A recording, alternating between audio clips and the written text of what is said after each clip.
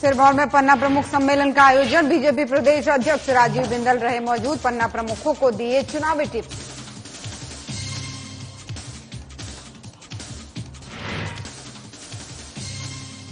मंडी में विक्रमादित्य के बयान पर जयराम ठाकुर का पलटवार। जयराम ठाकुर ने कांग्रेस पर जमकर साधा निशाना, कहा नाकामियों के कारण गिरने जा रही कांग्रेस सरकार। शिमला में बीजेपी विधायक ने कांग्रेस सरकार पर लगाया आरोप, कहा सरकारी योजनाओं में रोड़ा अटका रही कांग्रेस सरकार। चुनाव में जनता कांग्रेस को देगी जवाब।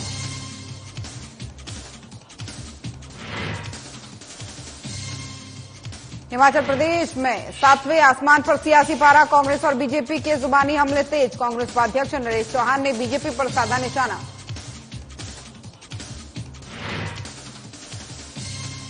शिमला में एबीवीपी कार्यकर्ताओं ने की प्रदेश समीक्षा योजना बैठक। बैठक में मतदान जागरूकता को लेकर बनी रणनीति। नए मतदाताओं को किया जाएगा जागरूक।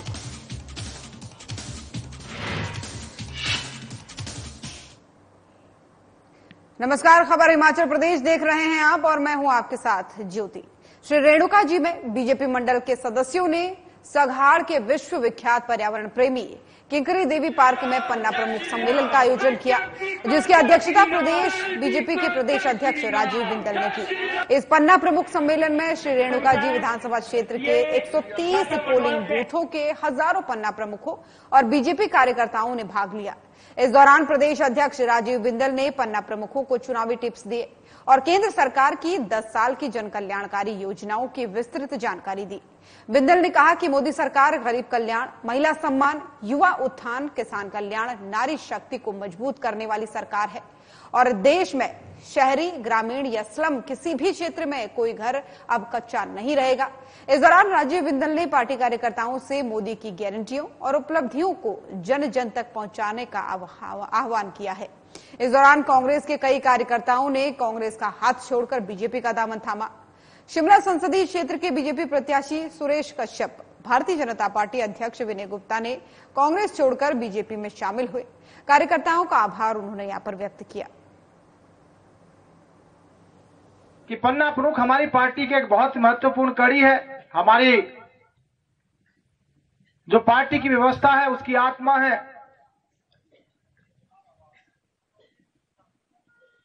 पन्ने का जो प्रमुख है, 20 से 25 जो हमारे एक पन्ने के अंदर कार्यकर्ता आते हैं,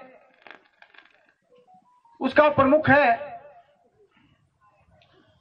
और उसका दायित्व है कि किस प्रकार से अपने पन्ने के ऊपर लीड दिला सके।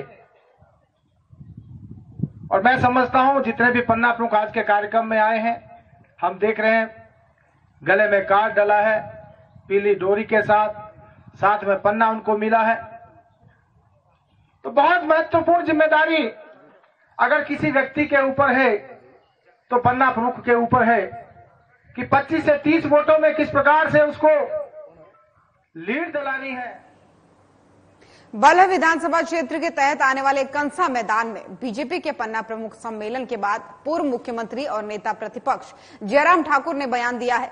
जयराम ठाकुर ने कांग्रेस प्रत्याशी विक्रमादित्य सिंह के बयान पर पलटवार करते हुए कहा कि टेढ़ी उंगली से घी निकालने वाले ये जान ले कि यहां पर जो भी लोग कम टेढ़े नहीं हैं, बाकी लोग भी। जयराम ठाकुर ने कहा कि प्रदेश की जनता ने कांग्रेस की सरकार को 5 वर्षों के लिए मौका दिया था, लेकिन कांग्रेसियों से खुद ही अपनी सरकार नहीं संभाली जा रही है। राज्यसभा की सीट बीजेपी ने जीत ली और 6 विधायकों ने कांग्रेस की सरकार को अलविदा कह दिया। प्रदेश में अब कांग्रेस की सरकार नहीं रहने वाली है और इस बात की पीड़ा विक्रमादित्य सिंह को सताई जा रही है, लेकिन कांग्रेस की सरकार अपनी गलतियों और नाकामयाबियों के कारण गिरने जा रही है। नहीं है, सरकार बहुमत में होने के बावजूद भी आपकी राज्यसभा की सीट चले गई। आप बजट पारित करने के लिए भारतीय जनता पार्टी के 15 विधायकों को सदन से बाहर फेंक देते हैं और ऐसी सूरत में सरकार है ये पूरा प्रदेश मानने के लिए तैयार है। उनको इस बात को स्वीकार करना होगा और हमें नहीं है जल्दी। हम तो 5 साल के लिए इस बात को लेकर के बैठे थे कि हिमाचल प्रदेश में 5-5 साल का ये रहता है, लेकिन हालात आपने अपने आप पैदा किए। 5 साल नहीं 15 महीने में आपकी सरकार जा रही है, इसलिए उनको पीड़ा भी है, दर्द भी है और सब लोग विचलित हैं सारी बात। श्री नैना देवी से बीजेपी विधायक रणधीर शर्मा ने कांग्रेस सरकार पर जमकर निशाना साधा है।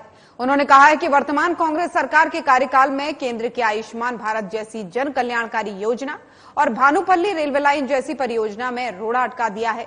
उन्होंने कहा कि प्रदेश सरकार के पास बजट का प्रावधान नहीं है, लेकिन प्रदेश की कांग्रेस सरकार महिलाओं को 1500 रुपए देने के लिए चुनाव के समय में फॉर्म भरवाने का काम कर रही है।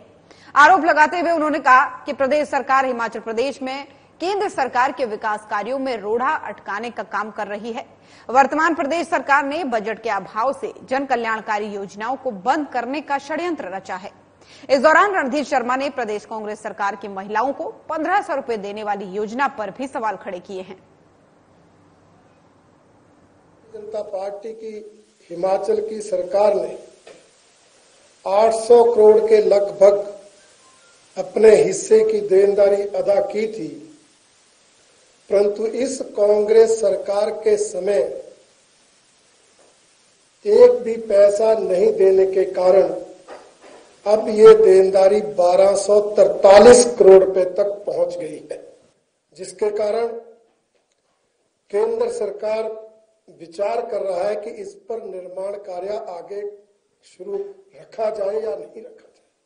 गरीब लोगों का 5 लाख तक का इलाज मुफ्त में हो, ऐसी जो आयुष्मान योजना शुरू की है, जिसके हिमाचल प्रदेश में 4,33,000 जो है वो लाभार्थी हैं, उस योजना का भी जो 10% हिस्सा प्रदेश ने देना है वो नहीं दिया है।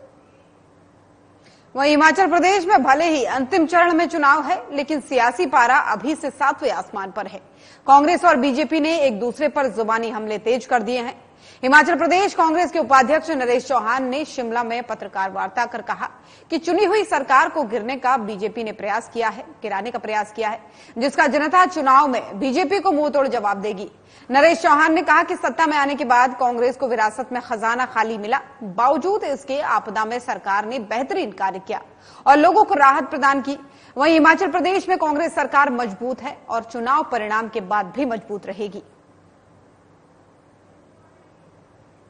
तो शिमला से आपको एक खबर बता रहे हैं, जहां पर आरोप प्रत्यारोप का दौर दोनों पार्टियों में फिलहाल जारी है। एक तरफ बीजेपी लगातार आरोप लगाने का प्रयास करती है कि कांग्रेस सरकार में विकास नहीं हो रहा है, तो दूसरी तरफ कांग्रेस का कहना है कि हम जब सत्ता में आए हमें खजाना खाली मिला, लेकिन बावजूद उसके प्रदेश का हमने विकास किया, आपदा के समय में प्रदेश की स्थिति को अच्छे से संभाला। तो अपने अपने दावे यहां पर पार्टियों के हो रहे हैं। हिमाचल प्रदेश देवभूमि में ये पहली बार हुआ कि जो बच्चे बेरोजगार थे, मेहनत करते थे, जब वो नौकरी की तलाश में जाते थे तो यहाँ जयराम जी के टाइम में एक ऐसा मॉडल आया कि पर्चे बिकते थे 3 लाख, 5 लाख, 7 लाख। चाहे पुलिस भर्ती की बात हो, चाहे हमीरपुर में सबऑर्डिनेट कमीशन की बात हो, जो अपने आप में बहुत दुर्भाग्यपूर्ण घटनाएं हुई, उसको हमारी सरकार ने 15 महीने में किस तरह से ठीक किया। और इन्होंने ये हिमाचल का नाम उन राज्यों के साथ जोड़ दिया जहां पर भर्तियों के लिए लोग पैसा दे के पर्चा खरीदते थे। और बहुत सारी उपलब्धियां रही 5 सालों में इनकी, वो चर्चा के विषय होने चाहिए कि आपको पूरी ताकत लगाने के बाद, प्रधानमंत्री जी की 10 रैलियां करवाने के बाद आप सत्ता में रिपीट क्यों नहीं किए। ये लोकतंत्र की सुंदरता है और हिमाचल प्रदेश के लोगों की और मतदाताओं की जागरूकता है कि उन्होंने बदलाव किया, कांग्रेस पार्टी की सरकार को मौका दिया। हम चाहते हैं कि इन चुनाव में, इन 15 महीने का, हम खुद चाहते हैं कि हमारे हिसाब किताब के बारे में बात हो। भाजपा को हम ये चैलेंज करते हैं कि चुनाव मुद्दों पे लड़े, मुद्दों की बात करें, हमारे 15 महीने के कार्यकाल की बात होनी चाहिए। और लोकतंत्र के सबसे बड़े पर्व मतदान में युवाओं की ज्यादा से ज्यादा भागीदारी सुनिश्चित करने के मकसद से एबीवीपी प्रदेश में जागरूकता अभियान शुरू करने जा रही है। एबीवीपी नए मतदाताओं को मतदान के लिए प्रेरित करने के मकसद से शिक्षण संस्थानों में जागरूकता अभियान चलाएगी। वहीं मंडी जिला के सुंदरनगर में एबीवीपी की प्रदेश समीक्षा योजना बैठक की गई। इस दौरान साल भर के लिए एबीवीपी ने कार्य योजना बनाई। वहीं नए मतदाताओं को जागरूक करने के लिए रणनीति तय की गई।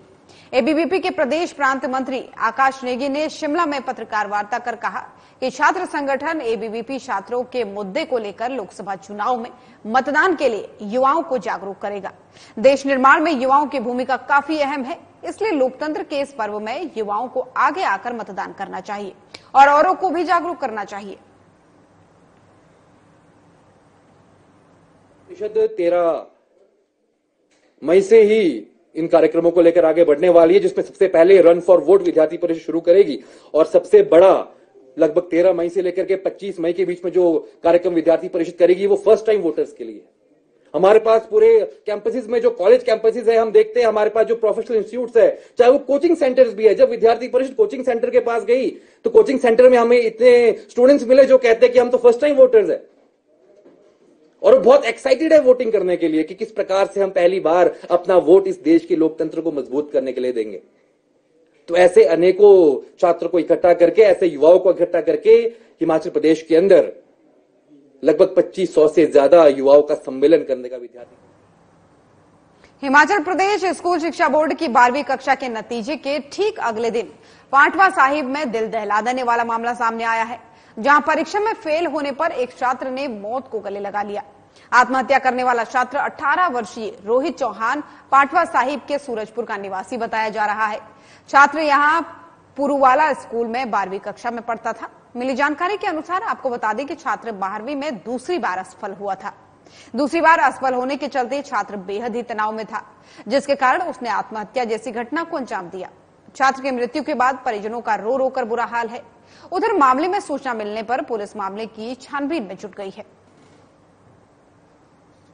डांटते नहीं थे अपने बच्चों को, कभी नहीं, ना बेटा बेटी को कभी पढ़ने के लिए नहीं, ये भी नहीं बोलते थे, बोले चल कर लेगा। उसके दिमाग सर वो पहले ना बहुत पहले छत से गिर गया था, तो उसके ना दिमाग में थोड़ा हाँ जी चंडीगढ़ इलाज चला था उसका, तभी वो बहुत मुश्किल से बचाया था दिमाग की वजह से। कई महीने चंडीगढ़। टीचर वगैरह तो नहीं कुछ बोलते उन्होंने? नहीं, टीचर का टीचर क्या बोलेंगे बेचारे। इन्फॉर्मेशन मिली थी कि एक बच्चे ने हैंगिंग कर ली है और उसी सिलसिले में अभी हम हॉस्पिटल पहुंचे तो वो मृत घोषित कर लिया गया था।